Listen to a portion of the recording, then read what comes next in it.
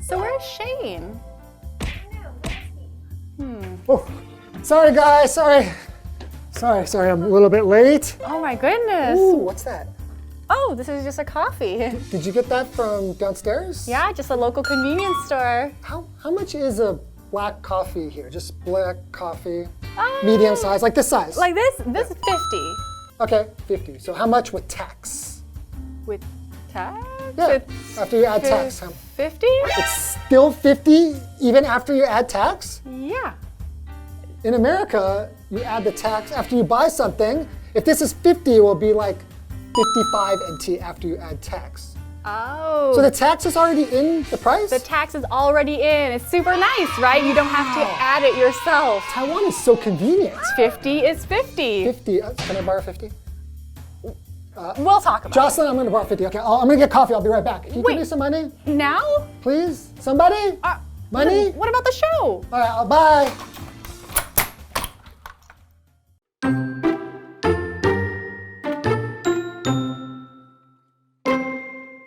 Have you ever wondered who pays for things like fire departments and public schools? In short, you do. That is, if you're old enough to pay taxes. Taxes pay for the services that governments provide. Without taxes, roads wouldn't be built, and there wouldn't be any hospitals, public transportation, or police departments either. Read on to find out how this practice has changed over the years. Taxes date back to ancient Egypt, where citizens gave a percentage of their grain to the pharaoh. In the Middle Ages, a peasant would pay land taxes to their lord and a tax to their church, which was called a tithe.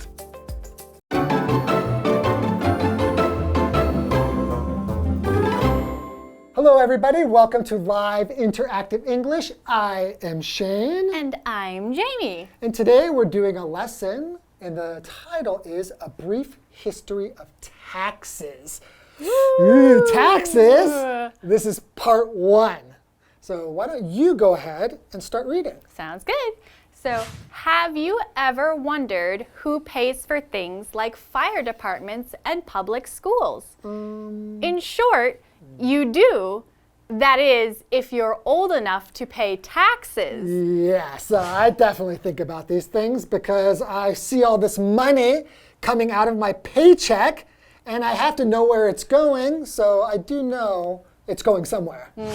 Taxes pay for the services that governments provide. Okay, so like schools, Yeah, police departments. roads and lights and all that kind of stuff, right? Yep, fire departments and public hospitals. So the Everything. The truth is we say like the government pays for those things, but in fact we're paying for them. We are paying for them for sure. They're It's paying not free. They're paying for these things or doing it with our money. Yeah, and we don't even get to choose exactly what they do, which seems kind of unfair. You do get to vote, That's true. right? So Yeah. a lot of things you can vote on or vote for the people that you want to represent you. Which is why it's important to vote. Okay, all right, let me continue.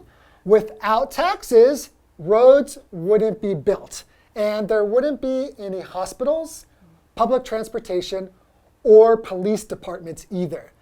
Can you imagine a society where we didn't have police and fire departments? It would be chaos. would- We'd have no order whatsoever. Yeah, some people want that kind of thing, Yeah. but I don't think that would work. I think If we're all peaceful people, maybe. but I don't think human nature is very peaceful. Not enough. Read on to find out how this practice has changed over the years. Okay, so we're going to be talking a little bit about the history of taxes today. Yeah, who knew there's really a history to it? It kind of feels like in Yeah. the old days they wouldn't have it, but they did. Yeah, it must, just 'cause- feels weird. Yeah, because you think about now we get a paycheck, but if you think about like in ancient history, did they get like a paycheck and they just take out 10%? I don't think. I think maybe they just give you a bag of coins and they take some. Or like corn? Yeah. You give them some corn and they take a little bit out, or so I don't know. Okay, let's find out. Let's find out. Okay. Taxes date back to ancient Egypt, where citizens gave a percentage of their grain to the pharaoh. Oh, so it is like, yeah, giving like corn or like some wheat. Yep. Oh, I see, because you have some land, right? And the government will say, we're letting you have this land, we're protecting you, you're a citizen here. So you give us a little bit of the food that you grew. And that will be for us to help maintain the government or something like that. So, Right. yeah, because food is just a kind of money. Yeah, so now we use money, but in the old days they used food. Okay, so we have a vocabulary word here, citizen. So a citizen just means a person who lives in a certain country. That's right. Right? And not only do they live there, but they're recognized by the government as being a part of that country. So some people, like me, I live in Taiwan. But I'm not really a citizen. Yeah, it's kind of weird. It's like also based on maybe your parents sometimes, right? Sometimes where you're born. Right, where you're born, that can be it. And like in Taiwan, you can't be an American first and then become a Taiwanese and then be American and Taiwanese. But it's really weird. If you're born in Taiwan, Yep. you can be a Taiwan citizen and then go to America, and then you can be a dual citizen. Yeah, it feels strange. I don't know why it's only one way and not the other. I always wondered about that. So you could actually Yes. be a dual citizen. Yes, I but can't be. yeah, Unless I get rid of my American citizenship, you could. get my Taiwanese citizenship, Yep. and then I become a citizen of America again. I guess you could. Maybe I could do, I don't know. Okay. So the example sentence, Marco is not a US citizen, but his wife is. Okay, let's continue reading. In the Middle Ages, a peasant would pay land taxes to their lord and a tax to their church, which was called a tithe. Oh. So tithe is just a fancy word for paying the church or the government. Yeah, it's like a special tax, I guess, if we want to say. Usually you hear this word tithe when it comes to paying a church. Ah, okay. These days they still have that. Like some churches, like Mormons, they pay a tithe. They pay 10% of their paycheck to the church. Oh, wow. I didn't know that, actually. And they also still have to pay the government. That's a lot. But, oh, boy. So we have a vocabulary word. Oh, Lord we have. So in the Middle Ages, the king would give some of his land to the lords who fought for him. Okay, so that's example sentence. So what is a lord? A lord, I guess, is a small ruler, I guess. Yeah. It kind of sounds like a small, not quite a king. Yeah, just one step below, I guess. But to lord means to rule. Right. Right? So it's not exactly sure what it means to be a lord, but you know it's a ruler. Right. Some sort of ruler, maybe, yeah, not as big as the king, but one step below? Maybe, yeah. It's more of an ancient term. We don't really use lord that We don't much say it anymore. Yeah. All right, why don't we take a break? I'm going to go get some more coffee. More coffee? Yeah, I want more energy. All right. Okay, take a break and see you back.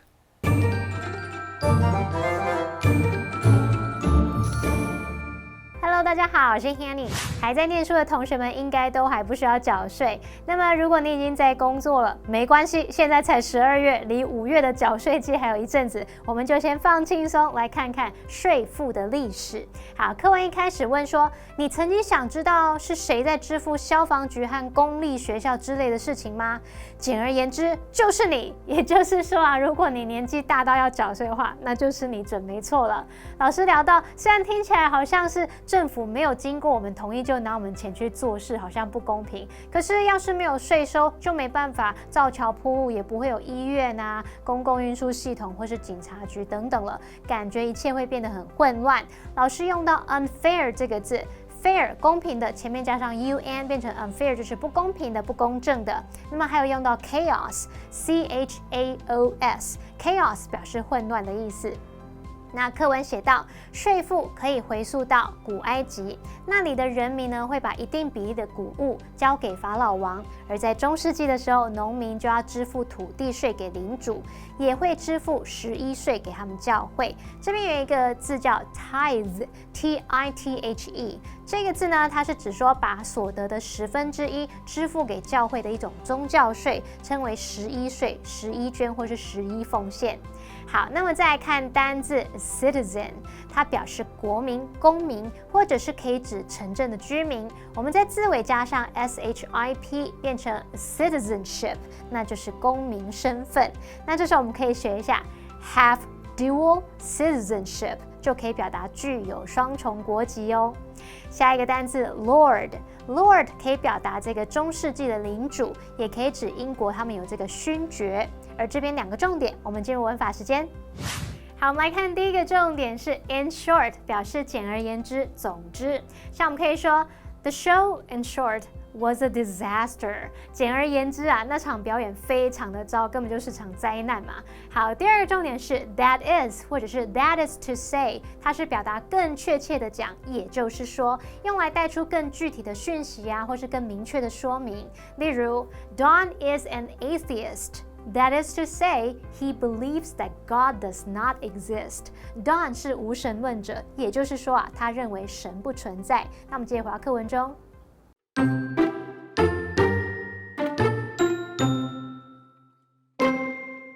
During the American Civil War, a personal income tax was created to pay for the war effort. This tax ended at the war's conclusion, and the primary way the government made money was through import taxes.When America started to produce more of its own products in the late 1800s, the amount of money that was made through import taxes was no longer enough, so a new system to tax personal income was introduced in 1913. This system is basically the same one Americans use today.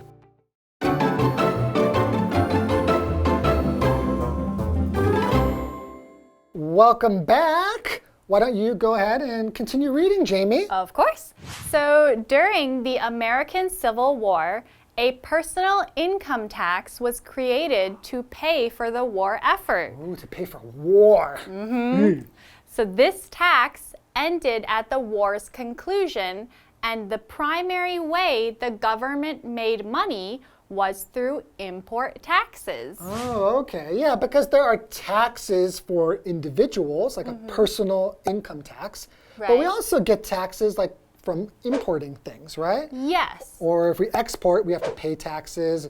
There's taxes, it seems, at every level. Really, there is. Like, Right? even when you go to the store, or at a bigger level, like the whole government, right? Like paying for like all the services and for things, everything. Yeah, you're right. Everything. Yeah, almost everything there's a tax for it, right? Yeah. Okay, so we have a vocabulary word conclusion. So conclusion means the end of something, right? Yes. So they were talking about the conclusion of a war, right? Right. Another example sentence we have here, at the conclusion of the meeting, drinks were served. So the conclusion meeting means the end of the meeting. End of the meeting. They also have, I guess, when you write an essay, sometimes people will end with in conclusion. Yeah, right? yeah. In the end. Yeah, right? at the end, like this is what we talked about. So yeah, another word we have is import. Okay. A new law about the import of foreign cars was passed last week. Okay. So import is when things are imports, the noun, because it can be a verb. Yeah, it comes probably from the verb, right? Yeah. To import something. That thing is called an import. Yes. Right? An import is something that has come into the country, and an export is something that goes out of the country. Right, so im means in, right? In or into the country, and ex means out, right? Yep. That's right. Cool. All right, let me continue reading. When America, Yay! started to produce more of its own products in the late 1800s, the amount of money that was made through import taxes was no longer enough. So a new system to tax personal income was introduced in 1913. Wow. Right, so we weren't getting enough money from imports and from other countries, so we had to start taking money from our citizens. Yeah, just like everybody give a little bit, right? That's a bummer. That's what it is. This system is basically the same one Americans use today. Yeah, so it's been the same, I guess, since 1913. Yeah, it's been a while. It's been about 100+ years. Oh my goodness. Wow. Wow. So, but it's almost weirder to think that there used to not be income taxes. Yeah. So before 1913, when you made any money, that money was all yours. Yeah, like imagine that, right? That would so be awesome. very nice. But you do need these services, right? I do want to have roads. I do want schools. So Yeah, but I think a lot of times there's corrupt politicians. So you're afraid that you're giving the money to them, but they're not really doing what they should be doing. Right. I think nobody minds paying taxes. Yeah. If those taxes are used for the benefit of the citizens. Yes, in a good way. Okay, so we have a word, Product. product. All of the products on this shelf are on sale.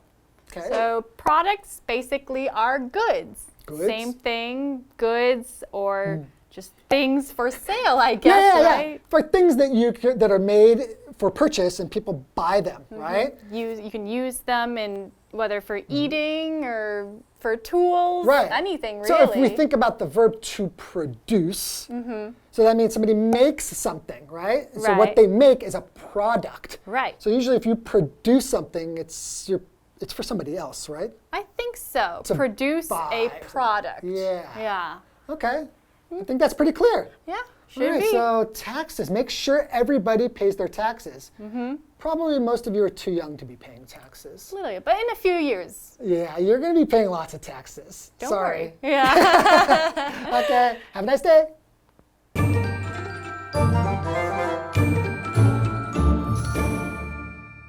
好，那么在美国南北战争期间，有设立个人所得税来支付战备需求。那这种税在战争结束的时候就废止了。政府赚钱的主要方式就是透过进口商品税。不过在18世纪末，美国开始生产更多自己的产品，于是呢，透过进口税赚的金额就变得不够了。那么在1913年又推行出一个课征个人所得税的新制度。这个制度啊，基本上就跟美国人现在所用的一样。好，听到要缴税，Shane老师用到 bummer，B-U-M-M-E-R 这个字在口语里面就是真讨厌、真糟糕的意思。好，不过其实只要人民缴的钱是用在对的事物上，不是被某人贪污拿走，应该也没什么好抱怨啊。老师这时候用到 corrupt，C-O-R-R-U-P-T，corrupt 可以当形容词，形容贪污的、腐败的，也可以当动词来表达使什么腐败、贿赂。好，那我们最后来看单字 conclusion。conclusion 它可以指结论或是结束、结尾。import。I-M-P-O-R-T 表示进口或是进口商品，那么相对的把 I-M 改成 E-X 变成 export 表示出口或出口商品。再来看 product 表示产品产物，那它的相关词性是 produce 可以表达制造生产。那么以上是今天的讲解，同学别走开，马上回来哦。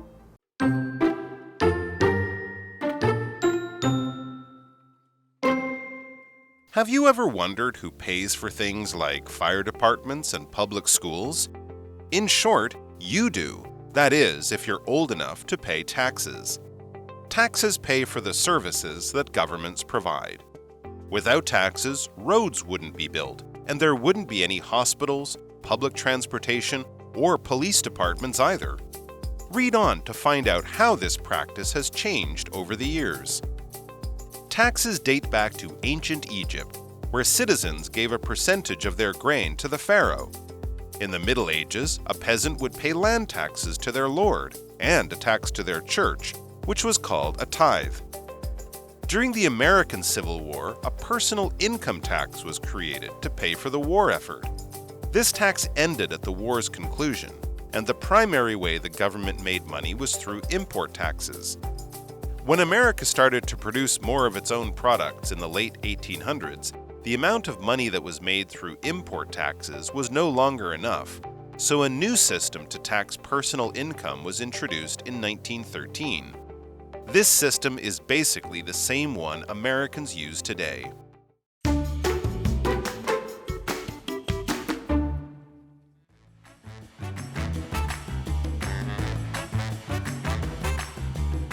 Hi everyone, I'm Stephen. And I'm Matt. We're going to play a game called Word Drop, where each of us has 3 words or phrases on these cards that we have not looked at, and we're going to try to work it into a conversation as smoothly as possible. All right, so do you want to go first? Sure. Okay, go. Okay. So I've been having a lot of time at home recently, and I've started to get into cooking more. So I've been cooking just about every day, cooking dinner for myself at home, and yeah, in short, my cooking's really improving. That's great. That's wonderful. And then speaking of cooking, I have been doing the same. I've been cooking a lot because of the virus. So everyone's been doing that, trying to be healthier, trying to go to the store to buy some healthier foods. It's like vegetables, fruits. And a lot of things I found out are quite expensive because they seem to be an import from somewhere else. Ah, that makes sense. Yeah, well, in addition to cooking, I've also been doing some more reading recently. I got this new book the other day that I was reading, and it was really exciting all the way through, and I was just loving the book, and then in the end, I was just disappointed by the conclusion. Oh yeah, that's terrible when the book has a bad ending. But when you have a book, I always think it's really great for you to share it with other people, because if you just read it and you put it back in your bookshelf, like nobody is going to be able to see that book. You want to spread it to everybody else, right? So actually there are a lot of places where you can go and then you can put a book, leave it there, and somebody else can come along and read it and get something from it. I think that's a really nice thing to do. Like, I mean, it's a nice thing to be a good citizen and do things like that. Yeah, that's great. Book exchanges are good places. It means that, yeah, you don't have to go out and buy new things all the time. No. I think it's a real problem in our world today with people buying in excess and buying things they don't want and just getting many useless products. You know who doesn't like useless things? People who have money. And then when I think about people who have money, I think about people that can just lay there and then not worry about like needing like to work for their money. They just do whatever they want. It's kind of like the people back in the day, like in medieval times, like the people like lords. Like they just didn't need to worry about making money. They just sat in their castle and they're like, oh, all this money, I don't need to pay for anything. Lords are pretty cool. I wish I could be a lord. Yeah, of course. Don't you? Be a lord.